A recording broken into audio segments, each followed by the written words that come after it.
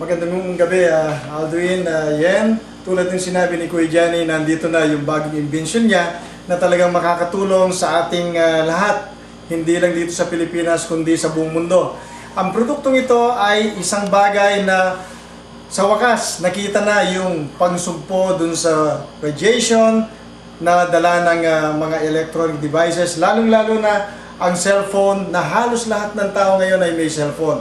Ipakikita namin sa inyo kung paano i-dinedemo ito, na ipakikita yung lakas ng katawan, ipinakikita rito kung gaano kaganda na sumugpo ng radiation ng isang cellphone.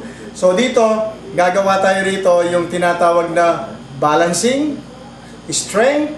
Makikita ninyo in seconds, very effective yung produktong bagong invention na sa tingin natin, hindi lang sa Pilipinas, pang worldwide ito, at makikita ninyo na talagang very effective. Hindi lang sa strength ng katawan ng tao, kundi na-energize din ang lahat ng pwedeng itabi rito, like juices, tubig na iniinom, pagkain, o maski yung mga gamit sa inyong tahanan na gusto nyo ma-energize. Sigurado, in 30 seconds to 1 minute, ma-energize yung produkto. Ngayon, umpisahan natin sa isang mga kasamahan natin dito, yung pag-demo ng produkto dun sa unahin natin yung balancing. Ipakikita namin sa inyo.